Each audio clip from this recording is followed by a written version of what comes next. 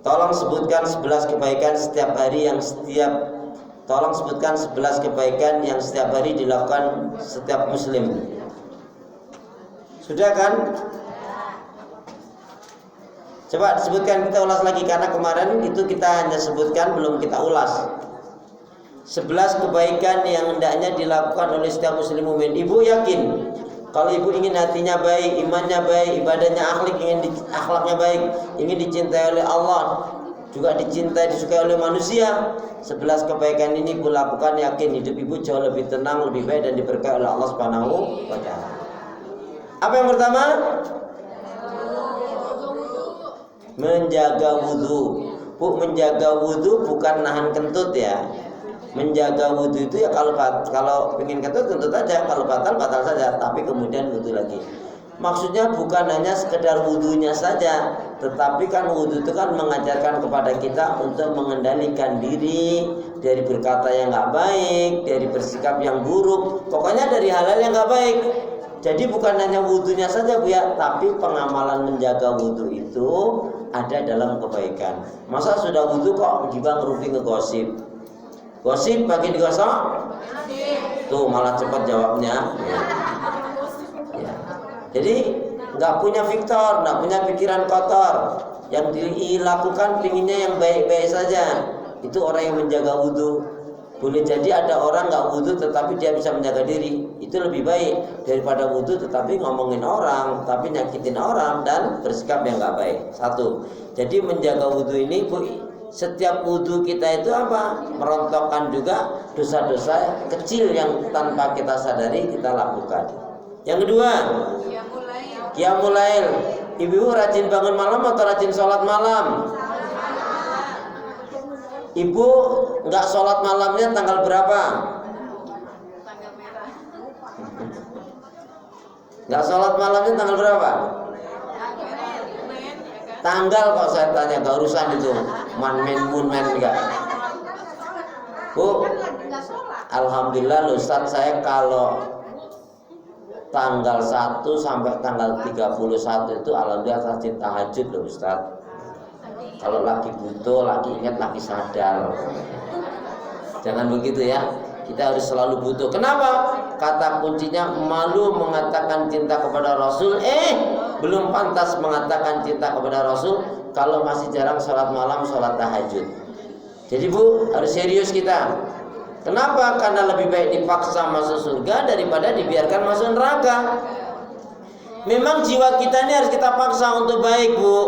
Untuk sholat, untuk wudhu, untuk doa, untuk zikir, istighfar, tahajud dan lain sebagainya. Sebab kecenderungan manusia ini yang tidak atau belum mendapatkan diri Islam dan iman cenderungnya nyantai-nyantai.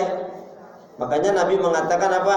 Ni'matani maqbunun fihima katsirun minan nas asya wal farah. Dua kenikmatan yang banyak manusia lupa lalai darinya, yaitu nikmat sehat dan nikmat sempat. Ya, dua kenikmatan yang banyak manusia lupa lalai darinya, yaitu nikmat sehat dan sempat. Bu, halo. Jangan tertipu dengan yang namanya umur, karena orang mati itu nggak harus tua dulu. Jangan tertipu dengan yang namanya sehat, karena mati itu nggak harus sakit.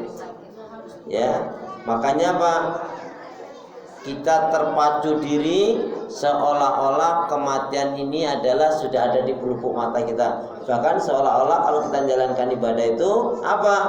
Seolah-olah ini adalah hari terakhir kita. Kalau kita tahu ini hari terakhir, insya Allah kita akan terpacu untuk melakukan kebaikan. Seperti ungkapan berpacu dalam ibadah, berpacu dalam kebaikan amal sholih. Ya. Jadi kata kuncinya diperhatikan Bu, malu mengatakan cinta kepada Rasul, belum pantas mengatakan cinta kepada Rasul kalau masih jarang sholat malam, sholat tahajud. Bu, bicara sholat malam, sholat tahajud, ya, kita belajar dari 3 sahabat. Kalau kita niru sholat tahajudnya Nabi, aduh kita nggak akan mampu deh Bu. Nabi itu rata-rata 3-4 jam tahajudnya, kakinya sampai bengkak-bengkak. Tapi ketika ditanya oleh Bunda Aisyah, ya Rasulullah, bukankah Allah telah menjamin surga bagi dirimu? Allah mengampuni kesalahan dan dosamu. Tetapi kenapa kau lakukan sholat malam tahajud sampai kakimu bengkak-bengkak pecah-pecah seperti itu ya Rasul? Maka jawab Rasul dengan tersenyum dengan senang, afala akuna abdan syakura. Aku ingin menjadi hamba Allah yang lebih bersyukur. Jadi syukur itu, makanya dikatakan sebagian ulama atau orang saleh mengatakan apa? Salah satu tandanya orang yang bersyukur kepada Allah, dia tidak pernah meninggalkan tahajudnya. Masa 2 rakaat nggak keambil sih Bu? Ambil Pak. Ya, idealnya kita 11. Tapi paling tidak masa 2 rakaat nggak keambil kan kebangetan banget toh. Ibu tidur sehari semalam berapa jam sih? Nih saya kasih penjelasan gini. Sekiranya Allah mentakdirkan kita umur sampai 70 tahun. Ibu yakin nggak umurnya sampai 70 tahun? Tanya saya, ibu yakin nggak umurnya sampai 70 tahun? Kalau saya nggak yakin Bu, karena saya pinginnya sampai 75. Insya Allah. Loh, minta kepingin kok. Ya kalau ibu mau cepat duluan ya silakan. Ya, kalau saya pinginnya sampai 75, bahkan kalau bisa lebih ya, nyaksiin anak cucu, ya nyaksiin cucu, cicit bila perlu nikah gitu Bu. Ya, kalau ibu mau duluan silakan, enggak apa-apa kok.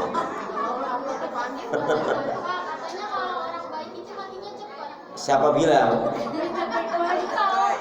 Nabi Nuh sampai 950 tahun. Nanti kalau ada ungkapan gini, Ustadz katanya orang baik itu kalau matinya cepet, wah ogalah jadi orang baik ya. Ntar matinya cepet gitu. Mati itu sudah ditentukan oleh Allah, qadarullah. Yang memang orang baik itu kok meninggalnya lebih banyak, lebih cepat dibanding yang jahat-jahat. Loh Bu ngerti? Ini saya kasih ilmunya. Contoh, saudara-saudara kita yang ada kena musibah kemarin contoh. Baik yang di Aceh, di Tamiang, di Sumatera Utara, juga di Sumatera Barat. Itu musibah itu memahaminya gini. Sekiranya ada orang yang baik ahlul ibadah, itu Allah cepatkan kematiannya. Sebetulnya dia mungkin 20, 25 tahun lagi atau 30 tahun lagi hidup. Tetapi karena dia baik, dengan musibah itu Allah cepatkan kematian baginya. Tetapi maksudnya apa? Allah cepatkan menerima balasan kebaikannya. Dia nggak perlu 20, 25 tahun lagi atau 30 tahun lagi, tapi dia sudah mendapatkan pahala kebaikannya. Itu kalau orang baik. Maka orang yang baik itu baginya kematian happy-happy saja. Kenapa? Kan ada nikmat kubur, ada azab kubur. Dan ibu tahu azab kubur itu paling banyak gara-gara salah satunya yaitu mengabaikan sholat. Yang kedua termasuk mengabaikan, nggak memperhatikan najis. Najis dari diri, mohon maaf ya, nggak wawi. What is wawi? Nggak cebok. Itu terjadi loh Bu ya. Itu Bu kalau mudik pulang kampung itu zaman dulu masih ada kan. Mbah-mbah itu berdiri, nggak taunya di bawahnya ada yang airnya ngucur, ada kan itu. Halo. Astagfirullah. Ya, nggak boleh mengabaikan najis. Nih makanya Ibu kalau punya bayi atau punya cucu, nggak boleh ditumpuk itu. Ya, pipisnya dari celananya, bajunya, apa yang kena atau sarungnya atau jariknya itu nggak boleh langsung ditumpuk, kemudian langsung dikasih renso, kemudian direndam. Itu nggak begitu caranya. Jadi ini diairkan dulu. Paling nggak nih kalau ibu pakai gayung 3 kali ser. Atau kalau pakai keran ini dah wuts. Nah baru lebih baik lagi setelah itu siram lagi baru direndam, itu lebih menyelamatkan. Jangan sampai kena azab kubur gara-gara najis. Ada ibu-ibu ya saking senengnya sama suami najisnya gak diperhatiin. Ada loh Bu, komproh. What is kemproh? Jorok. What is kemproh? Ya. Jadi jangan sampai. Baik. Jadi ada orang baik yang Allah matikan cepat. Secara umur rahasia Allah. Dalam pandangan kita dia kena musibah. Ya Allah kasihan yang meninggal. Belum tentu loh Bu. Kalau dia orang baik, dia malah dicepatkan oleh Allah kebaikannya. Dia nggak perlu nambah 30 tahun lagi hidup, tapi langsung Allah berikan kenikmatan. Nah, itulah. Kita belajar sholat malam tahajud satu dari sahabat Utsman. Nih Bu, kalau saya menyimpulkan begini, belajar sholat malam tahajud itu dari 3 sahabat. Kalau dari Rasulullah sudah jelas berat kita nggak akan mampu. Tapi mungkin saja dari sahabat Utsman kalau dari 3 sahabat. Satu, sahabat Utsman itu sholat malam tahajudnya rata-rata membaca 1-2 juz Al-Quran. Ya, Ibu, coba kalau Ibu memulainya nggak bisa sebanyak itu. Coba rakaat pertama 7 surat, rakaat kedua 7 surat. Itu berarti ibu 2 rakaat sudah 14 surat. Gimana prakteknya? Contohnya setelah Al-Fatihah baca An-Nas, Bismillah Al-Falaq, Bismillah Al-Ikhlas, Bismillah Tabbat, selesai Bismillah Idza, selesai lagi Bismillah Al-Kafirun, Bismillah lagi Inna A'tayna. Berapa surat? 7 surat. Berarti rakaat pertama sudah 7 surat. Nanti rakaat yang kedua 7 surat lagi, balik lagi dari Inna A'tayna ya. Diakhiri sampai An-Nas. Berarti 2 rakaat sudah 14 surat. Itu sholat duha juga bisa begitu. Sholat qobliyah ba'diyah rawatib juga bisa begitu. Bu, ini perhatikan. Salah satunya dengan kita sering membaca berulang-ulang dalam sholat, hafalan kita terjaga dan pahala kita juga bertambah. Insya Allah. Atau ibu niru tahajudnya dari sahabat Abdurrahman bin Auf yang dikenal sahabat gagal miskin. Ini sahabat pengen miskin nggak bisa Bu. Kalau sahabat Abdurrahman bin Auf dikenal orang yang gagal miskin. Kalau kita gagal belum kaya. Jangan ngomong gagal kaya. Nggak kaya-kaya nanti kamu. Makanya saya pernah 2 pekan yang lalu atau sebulan yang lalu saya ngomelin. Terus saya omelin, saya marahin tuh temen.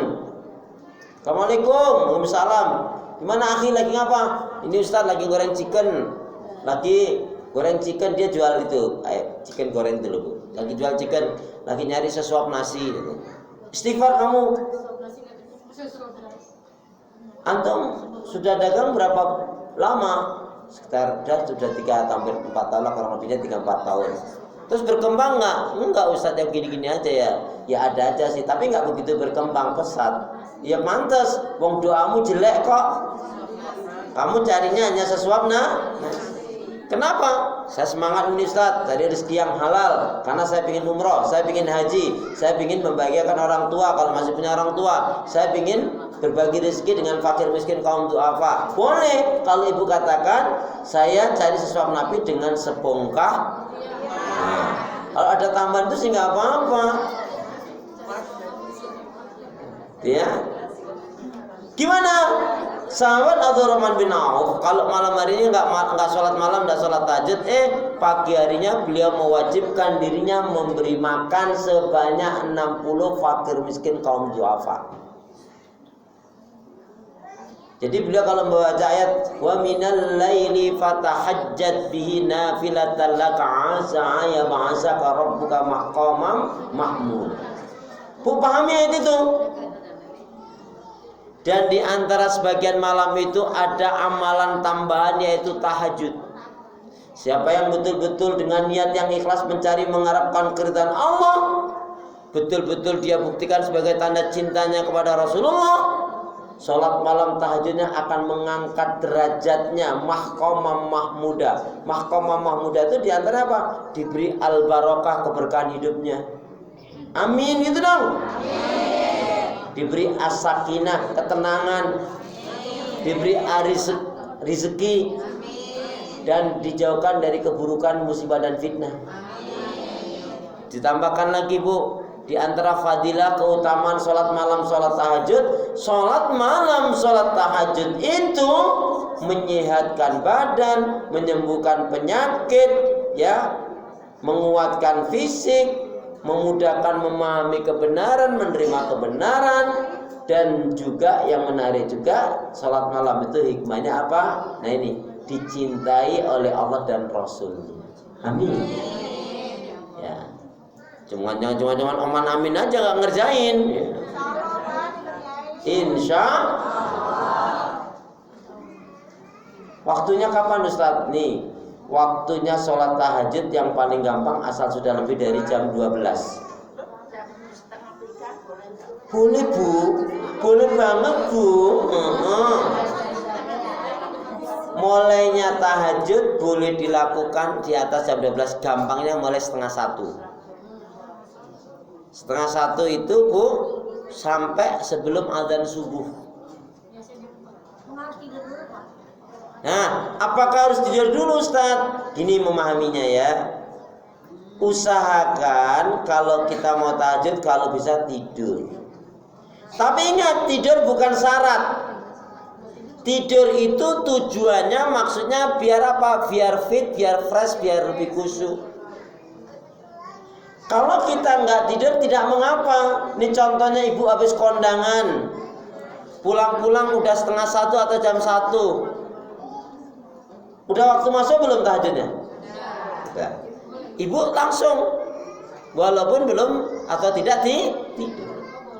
Nah ya, artinya itu sebaiknya kita tidur biar nggak ngantuk, biar fit, biar fresh, biar lebih khusyuk. Nah, kalau sekarang ibu habis sholat isya, katakan 8:30 tidur, atau jam 9 tidur, bangun jam 11 atau 11:30. Berarti kalau jam 9 tidur, bangun 11:30 itu sudah berapa jam? 10, 11, 2 jam setengah ibu udah tidur kan berarti? Sudah waktu masuk tahajud belum? Belum. Padahal sudah tidur. Nah ini memahaminya, berarti yang menjadi ketentuan itu waktunya atau tidurnya. Kalau 12:30 meskipun belum tidur sudah masuk waktunya belum? Terus tidur dulu atau sholat? Kenyataannya astagfirullah. Lawang tidur jam 9 aja, bangunnya jam 4:35. Padahal sekarang subuhnya jam 4:20. Berarti sudah terlambat sudah kau tahajudnya. Astagfirullah. Ya Allah ya Allah. Ya. Jadi tahajud, lihat ya, orang yang tahajud itu wajahnya lebih ceria kalau karena Allah. Lebih fit, lebih fresh. Lebih sakinah, lebih tenang jiwanya. Tapi banyak duit kalau banyak utang. Bayarin kemana utangnya masih lebih banyak daripada duitnya? Bu, jadi yang menjadi ukuran itu sebetulnya bukan masalah duit, Bu. Masalah ketenangan hati itu dari salah satunya kita zikir kepada Allah. Terus nggak nyakitin orang. Semakin kita nggak punya masalah banyak dengan orang, Bu, itu nikmat, Bu. Tapi kalau kita banyak nyakitin orang, ngezalimin orang, sumpah. Apalagi setiap jalan dipelototin orang. Nauzubillah. Makanya jangan nyakitin orang deh, Bu. Bu nih, dalam prinsip kehidupan itu salah satu ini.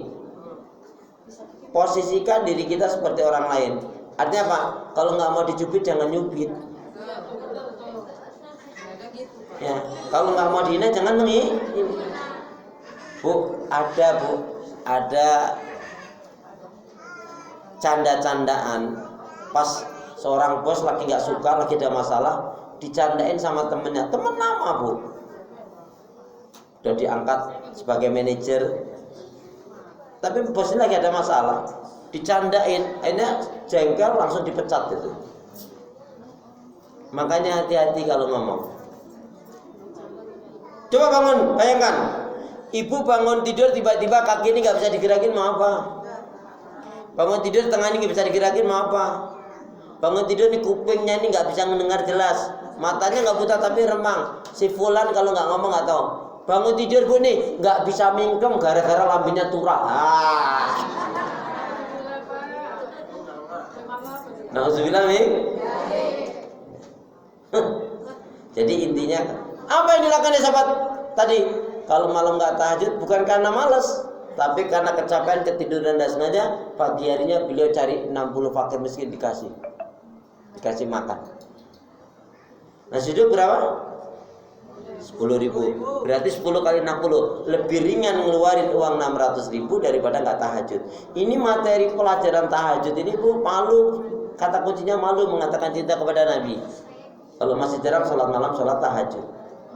Kalau memang bu belum bisa tiap malam, sholat tahajud, paling tidak usahakan dalam satu pekan. Tidak usah banyak-banyak, cukup 5, 6, 7 kali saja cukup.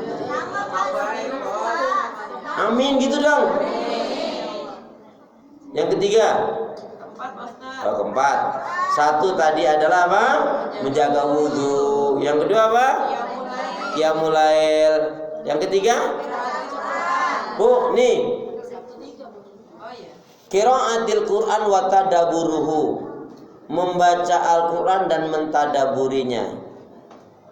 Itu berarti paling tidak ibu baca artinya. Kalau kita belajar dari cucunya Rasulullah, Hasan bin Ali, anaknya Ali bin Abi Thalib. Tapi sebelumnya kita baca hadis dulu. Bismillahirrahmanirrahim. Qala Rasulullah sallallahu alaihi wasallam, khairukum man ta'allama al-Qur'ana wa 'allamahu.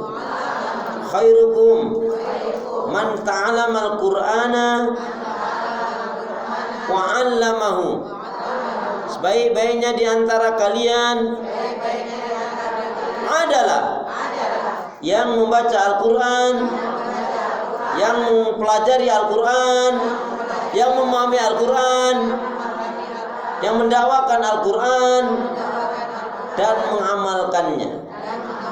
Itu berikut urainya. Yang membaca, yang mempelajari, memahami, yang mendakwakan dan juga tentunya mengamal. Itu manusia yang baik. Ibu baca Quran, ibu termasuk yang sering pegang Quran, baca Quran, melihat Quran, atau mindahin Quran.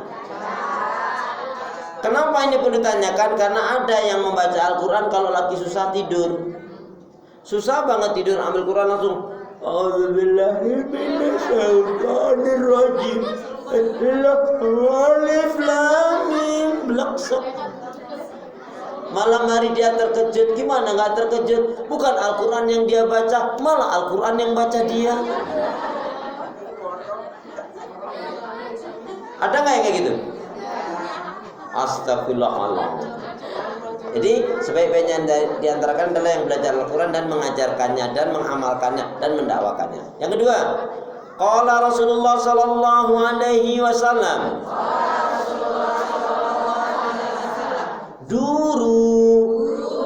Duru ma'a kitabillah haitsu madara. Duru ma'a kitabillah haitsu madara. Berjalanlah kalian, berkelilinglah kalian, berputarlah kalian dengan kitab Allah dimanapun berada. Prakteknya hadis ini dari Imam Al-Hakim, itu ibu nggak kemana-mana nenteng Al-Quran. Maksudnya apa? Berjalanlah kalian, berkelilinglah kalian, berputarlah kalian dengan kitab Allah. Al-Quran itu ada di telinga, berarti mendengarkan yang baik-baik dan bermanfaat. Al-Quran itu ada di lidahnya, berkata-kata yang mengandung hikmah, mengandung ilmu, mengandung hikmah, mengandung manfaat, mengandung ajakan kepada iman, pada tauhid. Ada yang rajin ngaji tapi rajin ngerumpi, ada nggak? Mana orangnya? Rajin ngaji kelihatannya, tapi nyakitin anak mertua, ada nggak?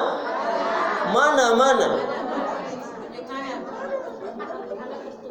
Rajin ngaji tapi masih gibah ngerubing ngegosip. Ada nggak? Di mana ngajinya itu? Astagfirullah. Ustadz udah ngingetin kok. Kayaknya ibu perlu deh kasih nomor telepon suami ibu ke saya. Biar nanti dia laporan, Ustadz, ini istri saya itu rajin ngaji tapi ya Ustadz lambenya turah. Halo? Alhamdulillah, sini ibu ini sholihah semua insya Allah ya. Bukan waktu ngaji aja loh Bu ya. Tiada hari tanpa membaca Al-Quran. La sa'ada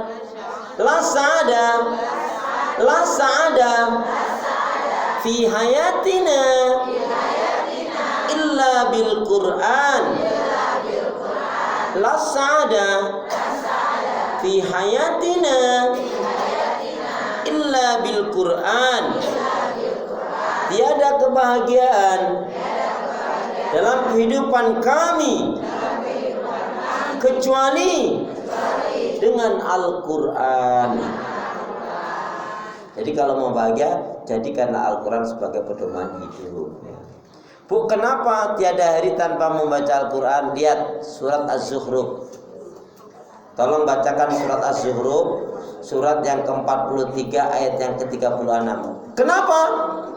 Ada yang mengatakan ketika ayat ini dibacakan oleh Rasulullah, ada sahabat sampai gemeter, ketakutan, ngeri, bahkan sampai ada yang mengatakan sampai pingsan karena takut, khawatir dengan ayat ini. Az-Zukhruf surat 43 ayat 36.